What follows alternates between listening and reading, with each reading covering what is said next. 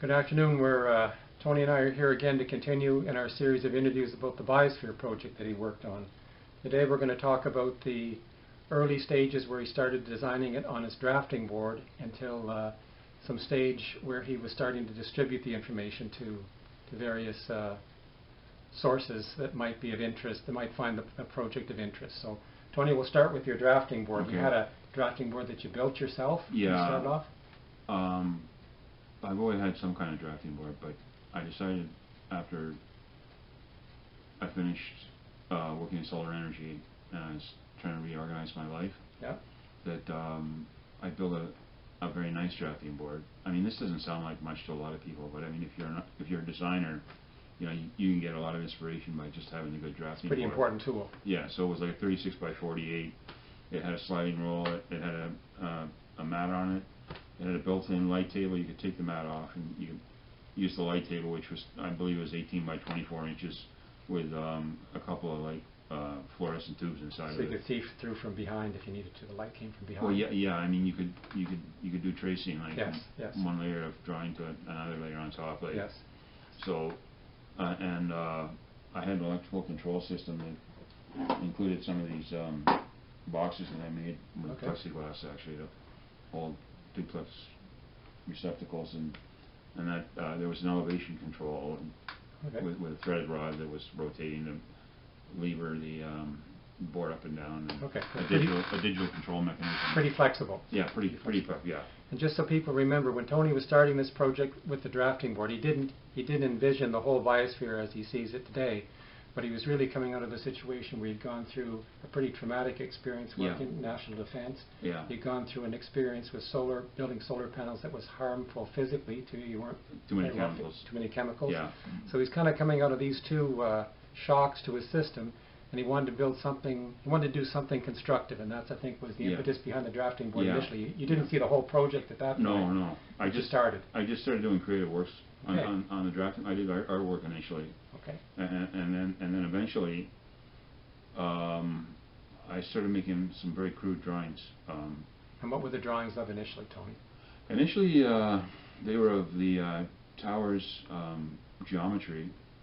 There was a tower designed with a cross, like an X, like a vertical line and a horizontal line of towers that defined a cross. Okay.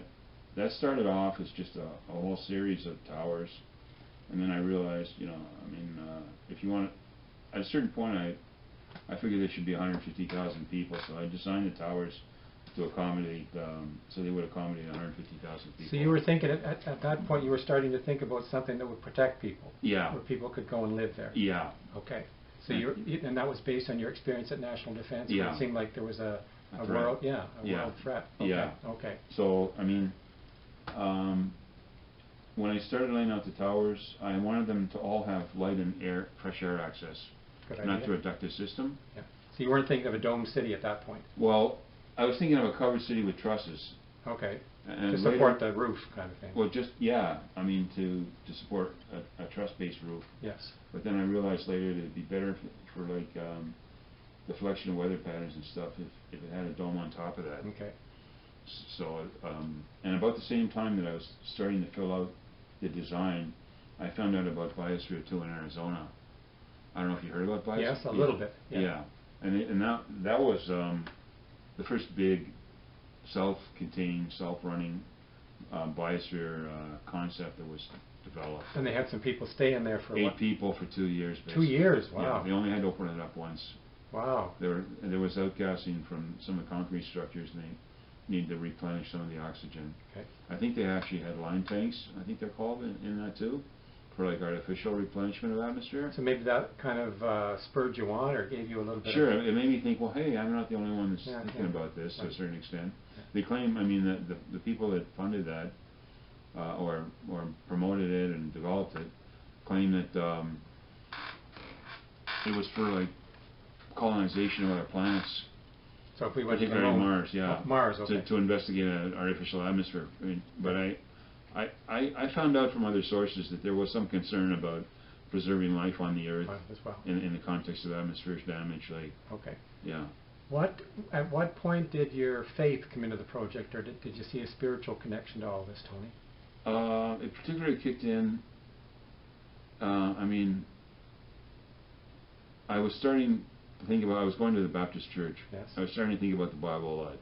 I was starting to think if something this big is necessary, it'll probably be related to the Bible. So there was Noah's Ark, the story of Noah's Ark, yes, which was related to that. Mm-hmm.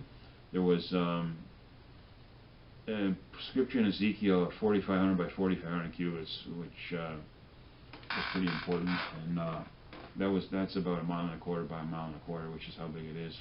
It's 4,500 by 4,500. Were they talking about a temple in Ezekiel? They're talking about the holy city, man. The holy city. Okay. Yeah. In the future, or something? In the future, yeah. Okay. Sort of like the way Revelation talked about it? Yeah. Okay.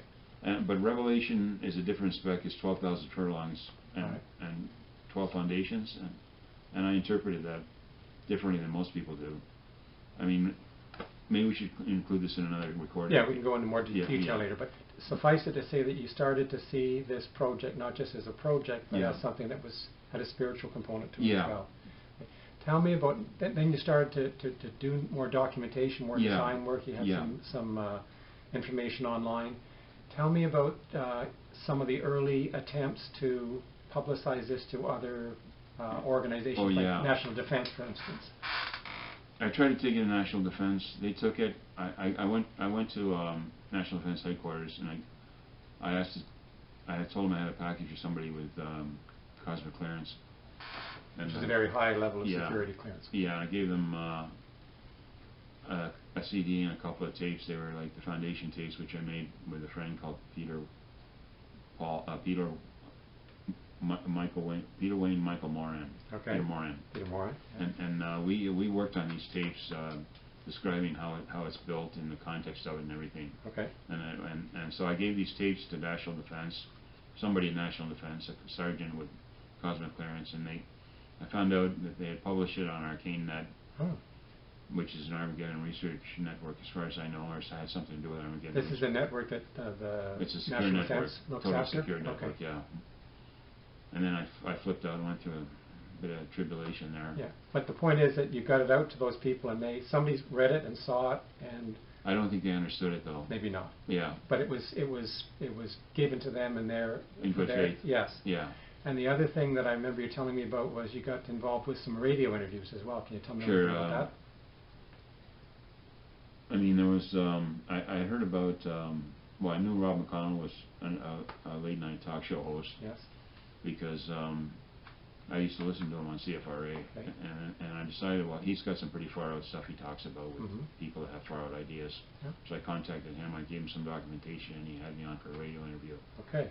But the more serious thing was I found out about a project that was being sort of like blossomed or gestated by DARPA. Yes. And it was the 100-year Starship program. So looking ahead to human exploration in 100 years in the universe. Yeah, and they were accepting proposals for people doing initial development of that concept. Okay, so you thought of the biosphere as a way to colonize other. Sure, and also as a survival mechanism on the Earth, which I saw as a starship.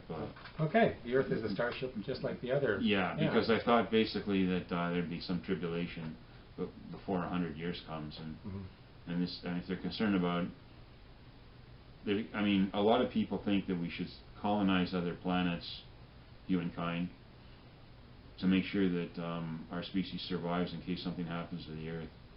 But the way I see it is the Earth is more precious than other planets, and we should preserve as much as we can on the Earth, regardless of what happens. Like recolonize the Earth if we have to. Rather than Yeah. Tony, maybe that's a good place to leave it for now. Okay. For this segment, and we'll come back again with another one. Okay, Peter. Thanks, Tone. Okay.